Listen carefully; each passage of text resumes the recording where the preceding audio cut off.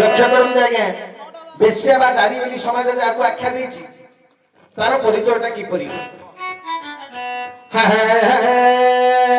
উঠ হে নারী বলি একলা দৈব একলা দৈব নারী কি বচন কিয়ে সহিব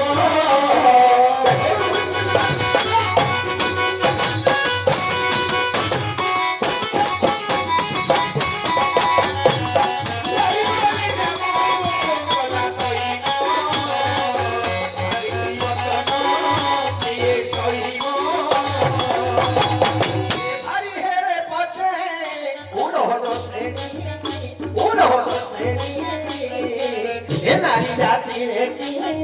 তাহাকু গণি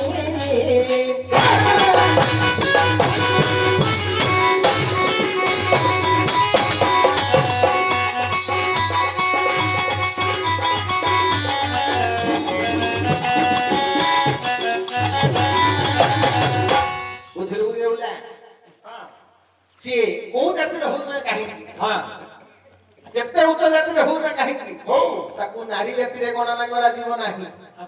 ଯେ କି ବେଶ୍ୟାବୃତ୍ତି କରିବ ଯେ ବେଶ୍ୟାବୃତ୍ତି କରୁଥିବ ତାକୁ ନାରୀ ଜାତିରେ ଗଣନା କରାଯିବ ନାହିଁ ତାକୁ ସ୍ୱତନ୍ତ୍ର ଗୋଟେ ଆଖ୍ୟା ଦିଆହେଇଛି ସେ ହଉଛି ବେଶ୍ୟା ସବୁଦିନେ ତାକୁ ଲୋକ ଘୃଣା କରିବେନି ହେଲେ ତାର ଲକ୍ଷଣଟା କୋଉ ପ୍ରକାର ଜାଣିଛୁ କୋଉ ପ୍ରକାର ତାର ଗୁଣଟା କଣ କୋଉ ପ୍ରକାର ଜାଣିଛୁ ଏ ଦେଖ ଜାତିରେ ହାରି ହୋଇଥିଲେ ହେଲେ ଆଉ ଜାତିରେ ହାରି ହୋଇଥିଲେ ହେଲେ ଜାତିରେ ହାରି ହୋଇଥିଲେ ହେଲେ ଆଉ ଜାତିରେ ହାରି ହୋଇଥିଲେ ହେଲେ ଛାତିରେ ସୁନା ଚାରି ଚିହ୍ନା ଥିଲେ ଛାତିରେ ଚାରି ତୁଳା ସୁନା ଥିଲେ ରାତିରେ ତାକୁ ତଳକୁ ଡାକି ରାତିରେ ତାକୁ ତଳକୁ ଡାକି ଛାତିରେ ଭିଡ଼ି ଶୁଇ ସେ ଡାକି ଛାତିରେ ଭିଡ଼ି ଶୁଆଇ ସେ ଡାକି ବିଷୟକୁ କଣ ଦରକାର କଣ ଜାତିରେ ହାରି ହେଇଥାଉ ଚଳିବ ଚଳିବ ଜାତିରେ ହାରି ହୋଇଥିଲେ ହେଲେ ଛାତିରେ ସୁନା ଚାରି ଚିହ୍ନା ଥିଲେ ଯଦି ଛାତିରେ ଅଳଙ୍କାର 5-6 ତୁଲା 10 ତୁଲା ସୁନା ପିନ୍ଧିଥିବ ପକେଟରେ ଯଦି 1,00,00,50,000 ଟଙ୍କା ଥିବ ବୋଲେ ତାକୁ ରାତିରେ ଗରାଖ କରିକି ଡାକିବ ନା ନାହିଁ ଜାତିରେ ହାରି ହୋଇଥିଲେ ହେଲେ ଛାତିରେ ଚାରି ଚିହ୍ନା ସୁନା ଥିଲେ ରାତିରେ ତାକୁ ତଳକୁ ଡାକି ଛାତିରେ ଭିଡ଼ି ଶୋଇ ସେ ଡାକି ତାପରେ କଣ କରିବ ଆରେ ବାପ କାତିକୁ ଛଡ଼ାଇ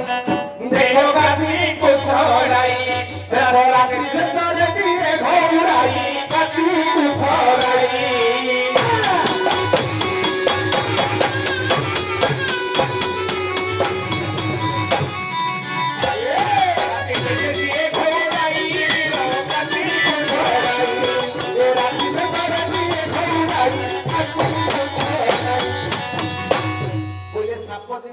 ଛାଡୁଛି ବୁଝିଲୁ ଯେତିକ ସୁନା ରୂପା ଅଳଙ୍କାର ଥିବ ଟଙ୍କା ପଇସା ଥିବ ସବୁ ଯାକ ଖାଲି କରିଦେଇକିରି ଗରାଖକୁ ସକାଳୁ ଧିବିରି ଘୋଡ ଦିଅନ୍ତି ହେଲା ଆଉ ତାକୁ ଟଙ୍କା ସୁନା ତାଠୁ ଚାଞ୍ଚିକିରି ଧରିକି ପଳେଇବ ତାପରେ ଆଉ କଣ